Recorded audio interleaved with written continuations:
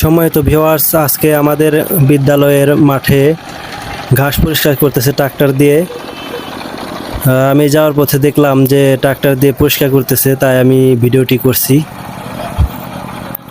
সামনেই ফুটবল খেলা, সেই খেলা উপলক্ষে এখন মাঠে প্রচুর ঘাস হয়ে গেছে। ঘাসগুলোর জন্য বল গড়িয়ে যায় না, বল জোরে মারলেও দেখা গেছে যে বল যে জায়গায় পড়ে সে জায়গায় বসে থাকে। তাই ট্রাক্টরকে যে খবর দেওয়া হয়েছে যে ঘাসগুলো পরিষ্কার করার জন্য, সে আধুনিক একটা যন্ত্র তৈরি করছে।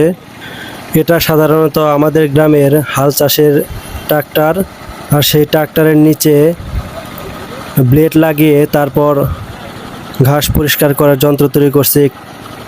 যন্ত্রটি দেখতে অসাধারণ হয়েছে, একদম মাটিও কাটে না, অথচ ঘাসের গোড়া থেকে ঘাস উপড়ে ফেলে। খুব সুন্দর একটি যন্ত্র। আমি দাঁড়িয়ে দাঁড়িয়ে দেখছি আর ভিডিও করছি, তাই আপনাদের সাথে শেয়ার করলাম। আর এটা হলো মানিকগঞ্জের সিংগাইরে।